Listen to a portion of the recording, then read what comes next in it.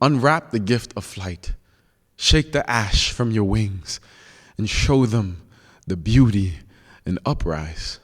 Bertolt Brecht, a German poet, once said, "Art is not a mirror held up to reality, but a hammer with which to shape it." Continuing to be open, continuing to create these safe spaces, that's how we move the needle. No tomorrows, unable to remember yesterday. We live for today. When I think about all the artists that we've featured here on Homegoings, I can't help but see this quote come to life. Art has the power to let us see, hear, and experience other people's struggles through their art, through their music, their poetry, their movement. But there's a healing that always comes because someone else can relate to that, right? Someone else can hear. Art can lead to real change. We've seen it. It gives us a vision for how we shape the world. This is my way towards liberating my mind, liberating my music, and hopefully bringing some people along with me. So this is what makes Homegoing so special. The art and this community. It's more than a podcast. We bring these conversations to the web, to social media, to television and radio, and also live on stage.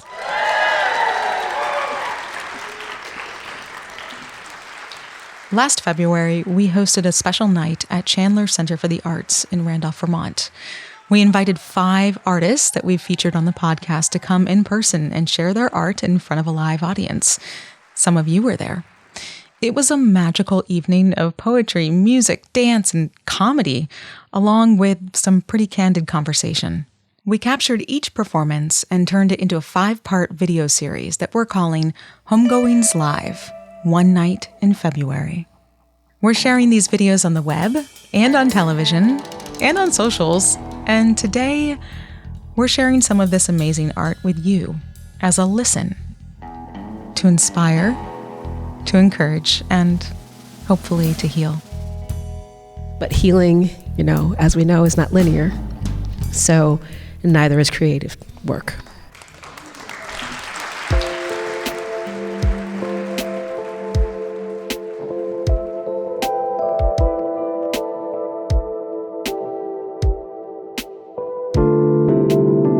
From Vermont Public, this is Homegoings. I'm Myra Flynn.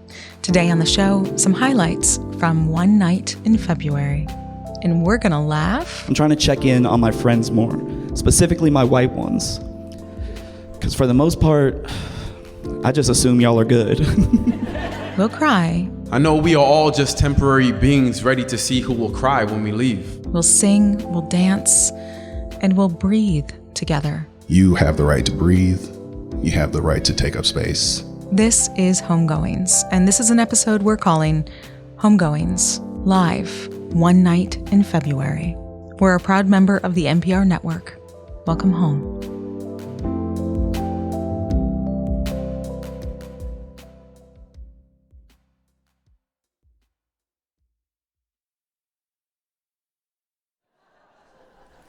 I am biracial, thank you for noticing. This is great light for it. This is really good light for it. Ash Diggs is a stand-up comedian from Queens, New York, who was featured in our episode, What's So Funny? We're mixing them all up, man. We're mixing them all up. And honestly, it feels good to be one of the earlier models. I've always said that the only job harder than being an independent musician, in my personal opinion, is being a comedian. Because you take all your life stuff and bring it out on stage for people to laugh at. That's hard work. And that's what Ash Diggs does. He doesn't just bring his stuff out, he brings out his demons too, like his real stuff. And he wonders, can he even be funny without those demons? That's the question he's had to ask himself over the years. Is the stage a place of healing, or is it enabling?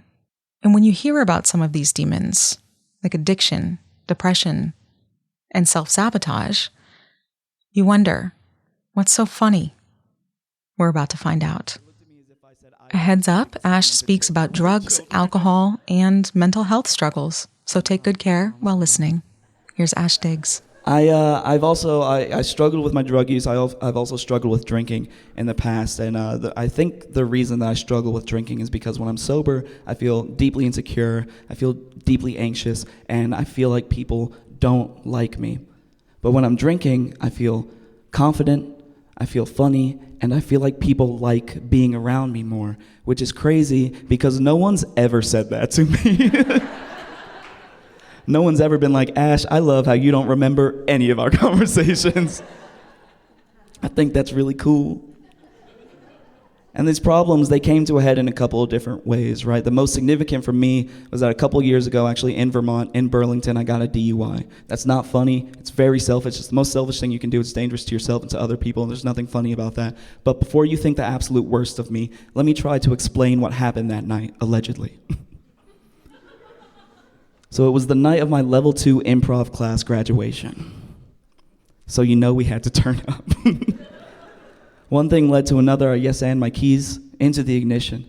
I'm driving, and it hits me. I'm like, Ash, this is messed up. You are too drunk to drive. You're doing something terrible. You should do the right thing. So I tried to do what in the moment felt to me like the right thing, and that was to parallel park my car perpendicularly in the center of Battery Street,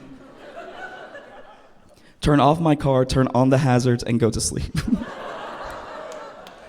Now, why do I mention Battery Street? If you've been to Burlington, you may be familiar with the fact that that is where the police station is. So, you know, they got me pretty quick. It was probably one of the easier arrests they've ever made. And while I was very good at drinking, I was very bad at being arrested. Cops took me out of my car, read me my rights. I immediately waived them. I was like, officer, I may be blackout drunk right now, but if you have questions, I have answers. Have you been drinking tonight? Yes. What have you been drinking? Whiskey. Where have you been drinking? Everywhere the light touches, officer. Have you seen the new Lion King? Real animals. This happened in 2018. I got the police report the next day, and it was just like reading the saddest Mad Lib. It didn't make any sense. They were like, have you eaten tonight? I was like, yes, I had braised asparagus and short ribs. I just started Blue Apron. I can't recommend it enough. My lawyer read it, and he was so mad. He was like, why did you say all these things? I was like, I don't know, man. I was very drunk. And he was like, stop saying that. We're going to lose the case. We didn't lose the case, though, because a white friend of mine got me a very good white lawyer. And so the day that I got my DUI was also the day I was diagnosed with white privilege by proxy. Y'all are living good out here. I was like, oh, I just get to go. That's wild.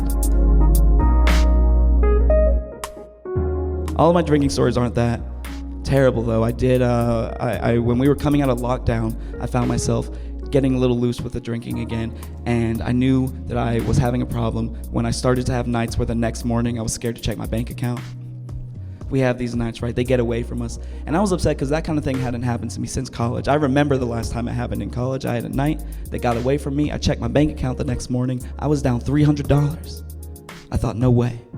Even at my worst, I wouldn't just randomly spend $300 on alcohol, right? I checked my wallet. My debit card was gone, and I thought, aha, a crime happened here. Clearly, I've been stolen from. So I go to the last bar I remember being at. I open the door. As soon as my foot touches the ground, the bartender looks up and goes, oh, this guy! Bad sign. Bad sign, right? It's not like good news was gonna follow that. It's not like he was gonna go, oh, this guy drank a lot, but not too much. And respected both himself and everybody in this bar.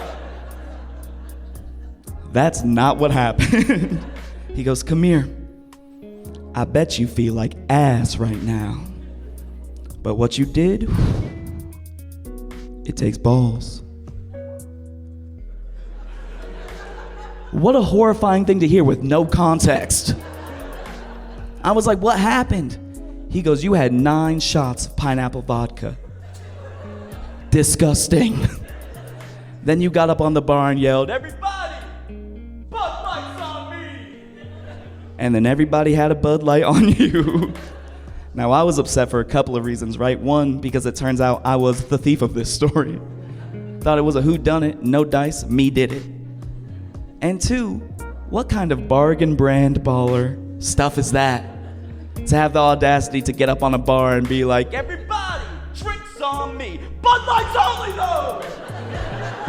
I'm not made of money! I do talk about my mental health struggles a lot in my set, and it's been a way for me to kind of reconcile my life and where I want to go. I have a lot of struggles with the medication I have to be on, with the therapy that I have to go to week. I don't want to be this person who is constantly relying on those things. I thought it made me weak, but I know now that just to exist and to be happy, these are things I need to do, and it makes me stronger. But things have been settling for me now. Things are feeling better. I'm feeling like New York is home. I'm feeling better about myself. And when I came back to Vermont for this show, actually, today's been really heavy for me. I've been really been getting flashbacks of the person I used to be when I lived here. I had very high highs here and very low lows. And for a long time, I hated that person. I hated that person I used to be. But what I've realized is that person I used to be, it's not a different person. That was me. That was an iteration of me. And hating myself is what got me into this mess in the first place. So I'm working on trying to love myself. I'm working on trying to love every version of myself that I've been and will be. And I recently watched the movie Cooley High for the first time. Clap if you've seen Cooley High. Is anyone? But the movie ends with a really incredible poem.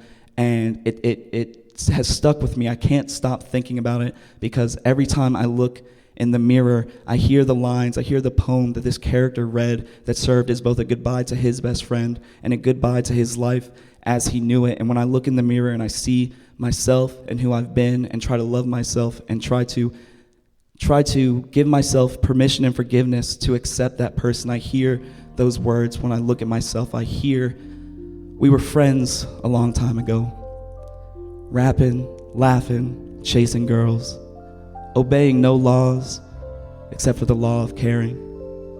Basketball days and high nights, no tomorrows, unable to remember yesterday. We live for today.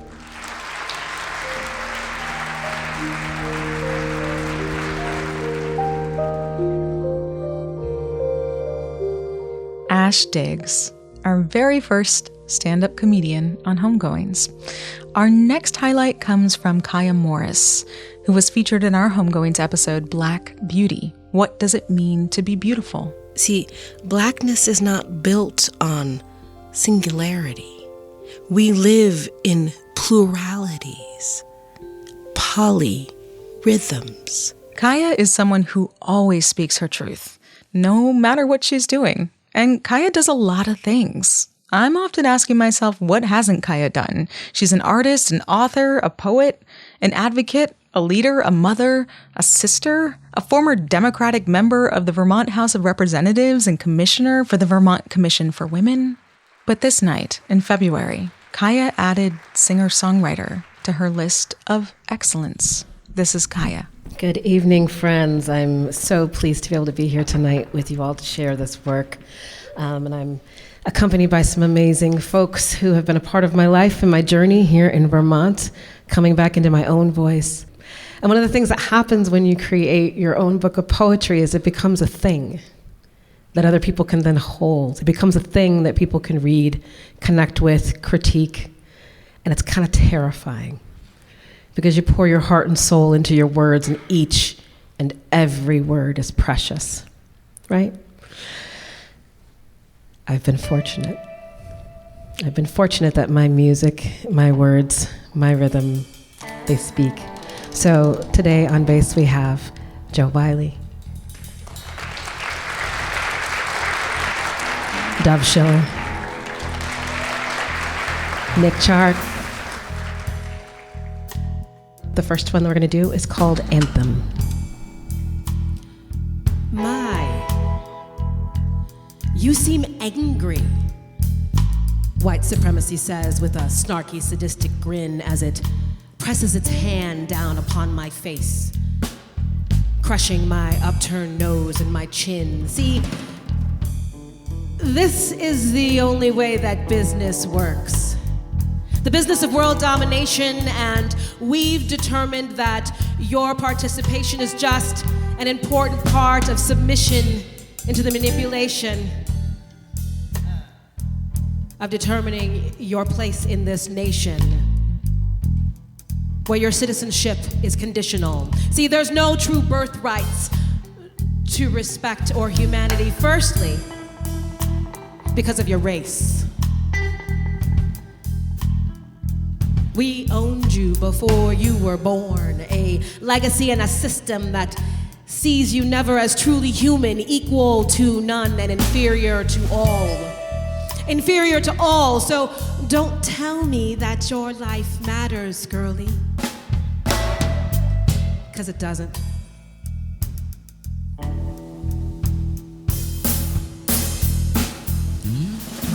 All lives matter, it says. Not black lives, all lives matter. Because acknowledging your place in this world requires a recognition of a unique human experience that we've determined is not worthy of recognition. How dare you even breathe with such grace? And each conversation must be dank, heated, and heavy in order to be legitimate. A true bloody battle of words. But we will never fight fair, it says. We gleefully paint ourselves with your spilt blood as the victims of your evil. Your truth-telling, your interruptions to our superior trains of thought. See, I was once told that you do not have to go to every battle that you are invited to, so why is my existence such the site of so much spiritual warfare?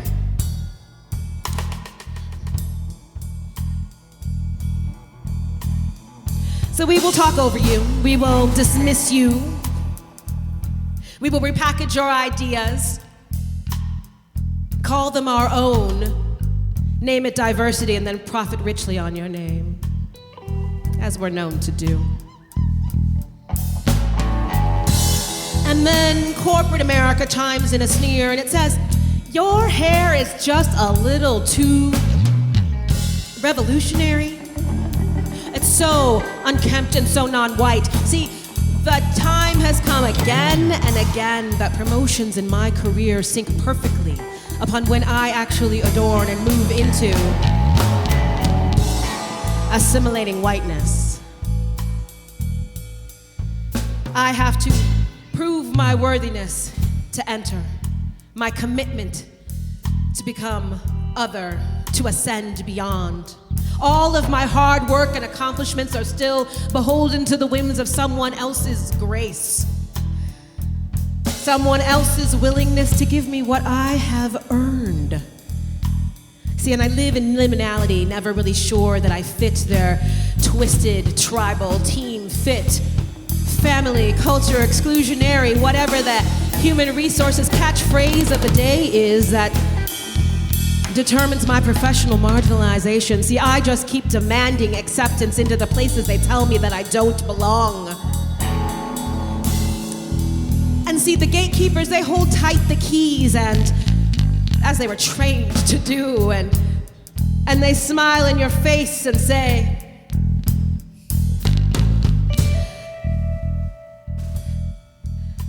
you deserve but a penance, and will receive far less.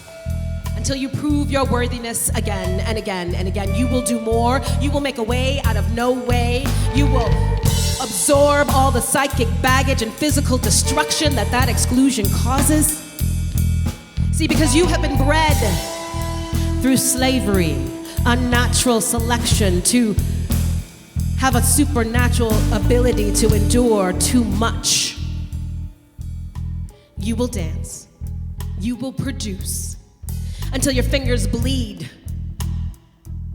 and you collapse from the sweat equity of the Black American nightmare. And so I pull the food from my child's mouth to pay the exorbitant price of admission that's promised through credentials and accreditations and degrees and professional development and more commitment than others are ever expected to give.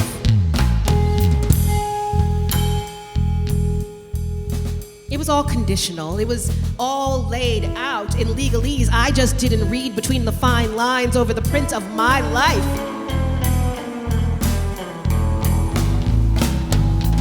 I trusted in the goodwill of the powerful, and now I'm left spent, crushed, and quivering.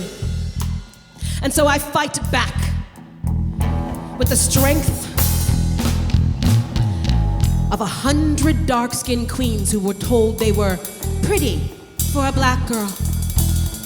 I speak louder with the conviction and the ferocity of 1,000 servant women who were told that they are poor because they're lazy. I blatantly call out systems of oppression with tactical acuity of women warriors like Nzinga, Tubman, Nani, and Shakur. And they turn on me. They scream in my face. They say, "Foolish girl, it was you all along. It is you who has wounded our pride, and you need to make us whole again." And I fight back tears, exhausted from so many daily battles. Tired and worn, my defeat is what they want. My acquiescence is what they need in order to put things back into their rightful order. But I know that I cannot be beaten unless I allow it. And no longer a conscientious objector to participating in this war for my soul here and now. And the agony that is concealed within cannot be held back. I start to feel the dignity of my foremothers being pulled out of whack. My spine stacked high with historical memories of warriors and goddesses who bowed to no one. And thus begins my transformation into my real self. My skin tears at the mask that I wear when I choose to hide, torn off with no sense of natural pride, skin reddened and weary, eyes hot and tired from tears, crying hours on end, tears 1,000 years in the making.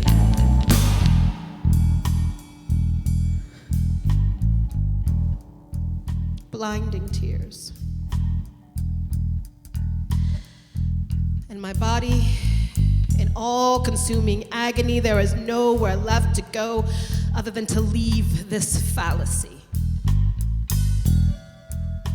I look at my complicity in fostering this repression. I see the carnage brought by this oppression. I look at the photo album of my memories and I realize that my smile has always been there, but only for a moment and not real.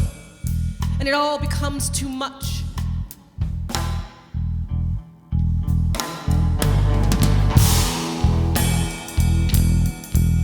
And the blood rushes forth.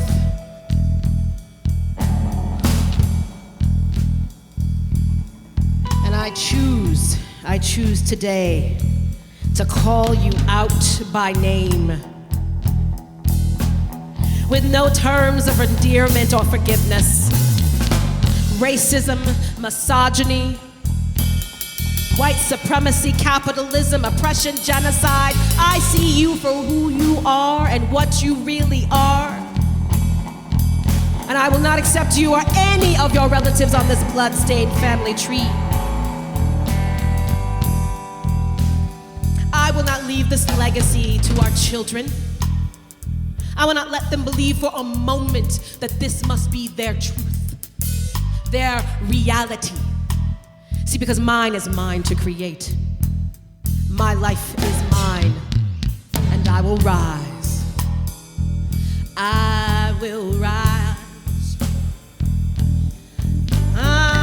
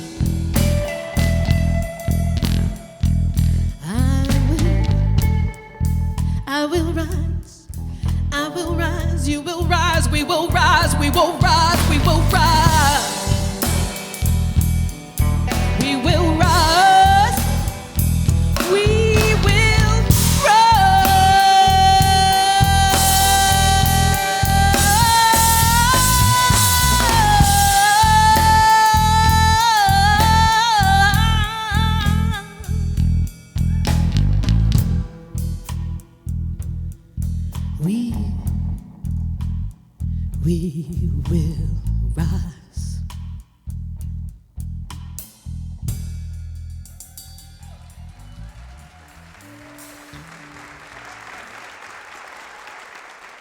Kaya Morris. And because you can't see it, I'll tell you, she ended this song with a unity fist raised high to the sky, and the audience followed suit. It was a very powerful moment. When we come back, grief as a dance. I am my mother's daughter. I dance in this space where love and grief coexist. That's right after this. ¿Dónde estás, mi amor? ¿Y dónde están mis sueños? Homegoings has support from Rutland Regional Medical Center, where healthcare equity and access are the foundations to a healthy community. Learn more about their services and locations at rrmc.org.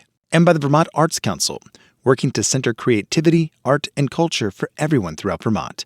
Learn more about programs, resources, and grant opportunities at vermontartscouncil.org. Grief. To the east, memories rise with the sun, the sweet and the bitter. I hold space for them all.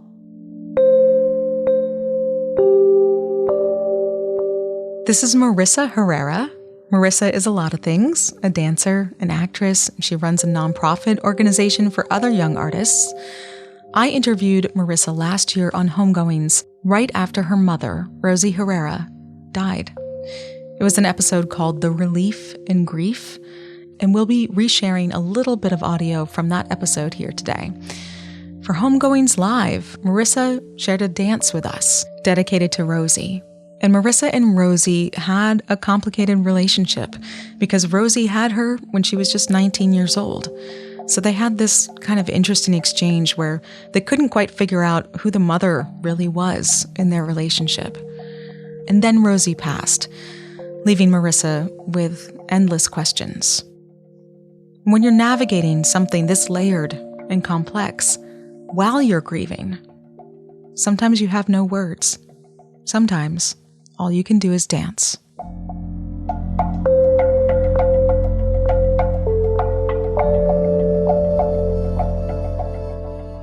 To the west, grief sets in my body.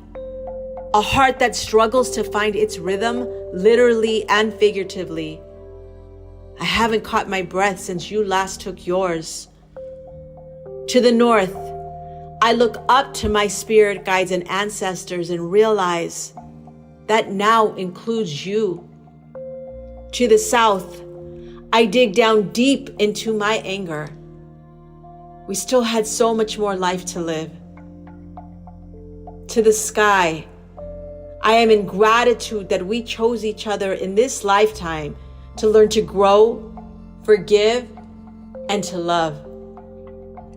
To the earth, you've returned, ashes to ashes, to continue to nourish me as I ground myself in a life here. Without you. Continuing to cry, scream, and hurt, while simultaneously finding moments of joy, grace, and resilience. I am my mother's daughter. I dance in this space where love and grief coexist. Meet me there for one last dance, together. ¿Dónde estás, mi amor? ¿Y dónde están mis sueños? Que brillaron esos días como una dulce canción. Pido al cielo cuando miro las nubes y recuerdo nuestros tiempos como una dulce. We danced together for the last time, and she just started to progressively, get weaker, get quieter during that that time. And my brother and I, we just basically, we didn't leave her side. Her spirit had already left, and I just wanted her to not be in pain or hurt, having to do morphing, like all this scary stuff. And when I knew that, okay, it's going to be today or it's going to be tomorrow, we're Chicana indigenous women. We have long, thick, beautiful hair, and washing her hair for the last time.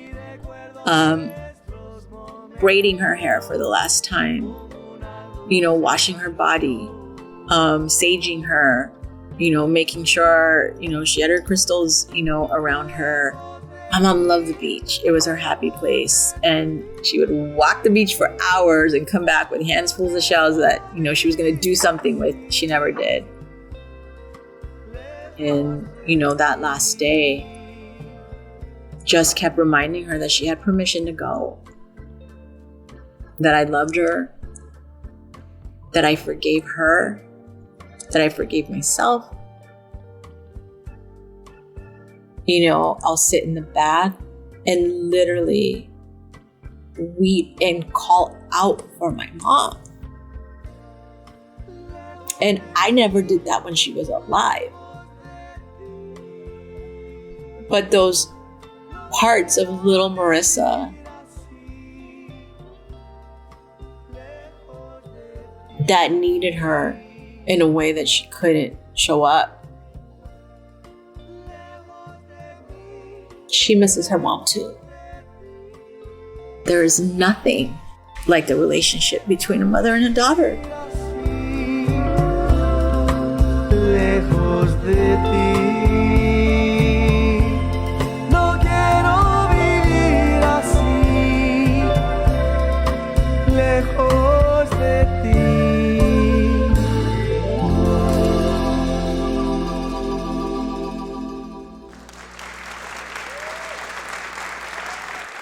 Marissa Herrera. And Marissa's dance is one of the reasons why Homegoings is more than a podcast. It's so important to witness this vulnerability. Our next artist brings us more of this deep vulnerability by way of poetry. Lucky us. Sometimes I feel like politeness and niceness can get in the way of community. Where I come from, in the Black community, in the African community, I'm African, so I'm from Freetown, Sierra Leone. I was born there, raised there, moved to America when I was 8 years old. This is Saeed Tijan Thomas Jr. Saeed is someone I like to call a kindred spirit because he's another artist-first Black podcaster. We know what it's like to work in and often survive this mercurial field. But in Africa and in the Black tradition, when we are in community with each other and we are speaking or we're talking, like, it's not a one-way street. It's a call and response. It's a communal thing. So that said, if you hear something that I say that you like, I want you to go and do this after me after this. I want you to go, damn. Can y'all do that with me one time? Damn. Saeed is a poet and co-creator of the podcast Resistance, about people refusing to accept things the way they are. He is also the editor for this show. Saeed joined us on stage to share his voice and poetry. I started writing poetry in college. I didn't really know what I was doing. The first poem I wrote was about a girl that I saw at the elevator door. It was really bad. It was called The Girl That I Saw at the Elevator Door. But it was embarrassing, but I don't know, I liked it. I liked doing it, and I just kept doing it. And after the fourth or fifth time, I was really getting into it, and I was watching a bunch of poets on YouTube, and there's this poet named Aja Monet, and she had this really beautiful poem, and I wanted to write a poem just like that. And it's a poem about what I had learned up until that point. So I wrote this poem called The Little I've Learned. I know gray clouds move in at night, and I feel most alone in the dark.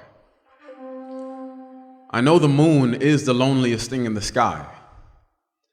I know I learn best from observing. I know elementary school and neglectful teachers. I know how to make do with what I have. How construction paper can double as a blade. How I called my first attempt at ending my life a paper cut. I know white girls with maize hair and bright skin who taught me that my black was bad. But I know the afro is strong and black skin is far from brittle. I know black don't crack, and I can't remember where I heard that. I know today my friends and I are a little different, and some still see women as food. But I learned about rape culture from a collection of stardust disguised as human who occasionally identifies as a boy with an eye. I know gender, vaginas, bodies, and penises don't define you. I know we are all just temporary beings ready to see who will cry when we leave. I know dust is where we came from, and it's where we shall return. I know somewhere in Sierra Leone is a grave holding the dust of children. I know they are my family. I know rebels who gave guns to those children to kill for diamonds.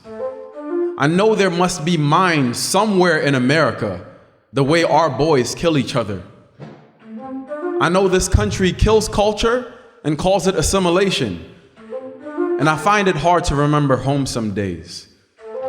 And the closest I've gotten is saying my name in the mirror the right way. I know I've shelved my country in my Facebook profile, Twitter bio, and back pocket. I know it's the closest cloak I reach for in my identity crisis. I know my little sister was born cloakless, naked, American, fatherless. I know the type of men who will see her 13 as sustenance. I know how to fight. I know how to fight. I know how to fight. And being the older brother means God sent me to light from the darkness first so I could show her the way. I know the devil enters your mouth when you're angry, and we say things we don't mean, wishing we could take them back. I know every breath is precious, and I don't carry my inhaler. I know I breathe easier lying next to a warm body. I know I still translate everything I hear and speak, and I still don't understand love. I know Bob Marley tried to teach me through a boombox in a living room in Freetown, Sierra Leone, and vibrations that positive can't be contained. I think we all just want someone to be vulnerable with and not be judged for it. Like, I know when I was 13, I loved watching Sex and the City marathons. I know a lot of people don't think so, but Sarah Jessica Parker could still get it. I know how hard it is to let go of boyhood fantasies. I know how hard it is to let go, how life is holding tight the people you care for. I know my mother once told me, death is like rain. It falls on everyone's doorstep. I know the irony of her death, how my hands failed to grip water, how easily my knees bent when we heard the bad news. I know my mother was my favorite poet. I know she's on a cloud somewhere tonight, keeping me company, clapping in happy thunder at the little I've learned and the celestial I have yet to know.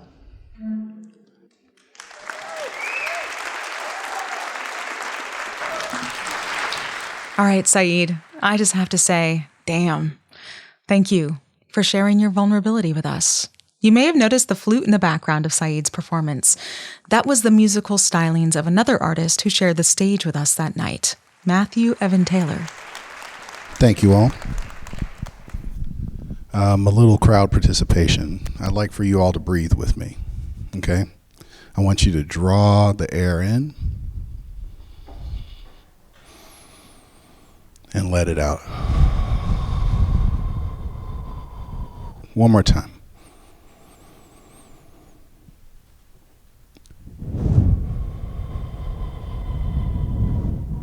Matthew was featured in our episode Classical Music, who's allowed in. And as you're about to hear, Matthew is more than allowed anywhere. If there's a door or a barrier to classical music, he busted that thing wide open long ago. As a composer, as a musician, and as a professor at Middlebury College in Vermont, Matthew reminds us that we don't have to wait to be invited to spaces that we already own. For Homegoings Live, he built a one-man orchestra before our very eyes with looping pedals and wind instruments like saxophones and flutes. Lately, a great deal of Matthew's work has been focused on breath.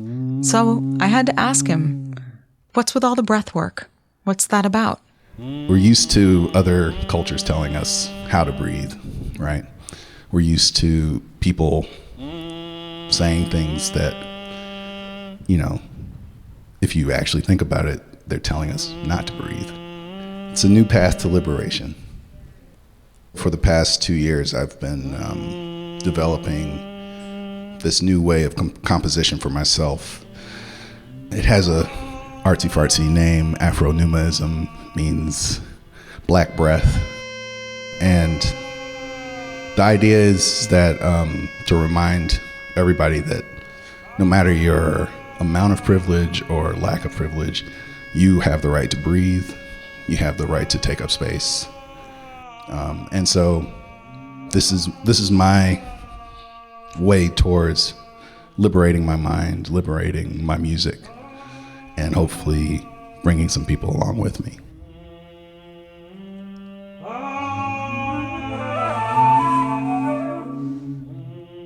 As you know, here on Homegoings, we end our show with a deep listen to a piece of art. We've kind of been doing that this whole time. However, for this last piece, this deep listen, we'll let Matthew take us home.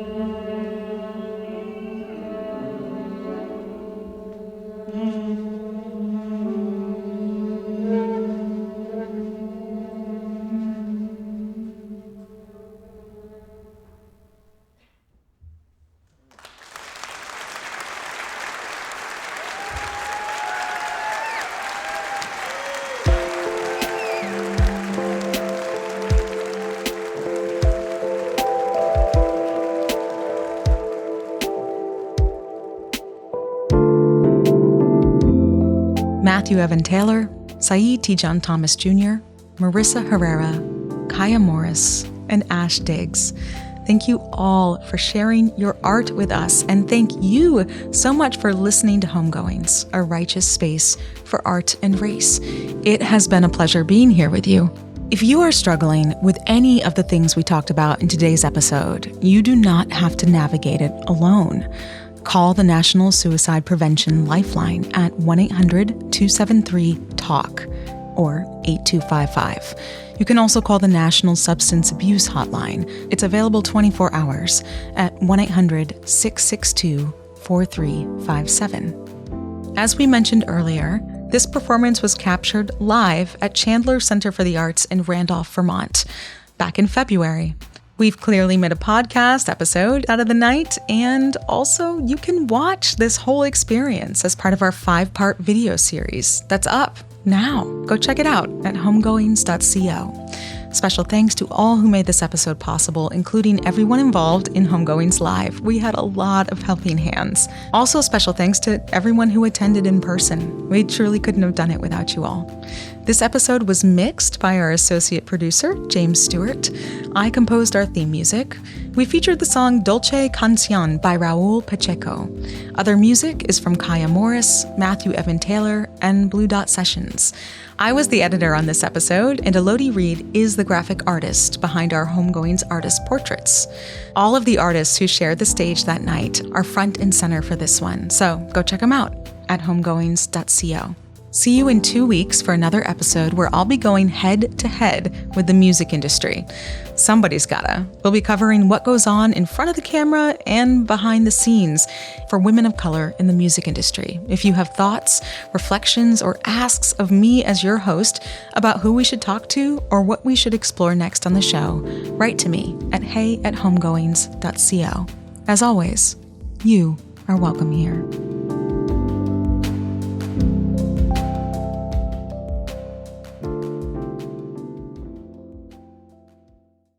Every episode of Brave Little State begins with a question about Vermont that's been submitted and voted on by listeners like you.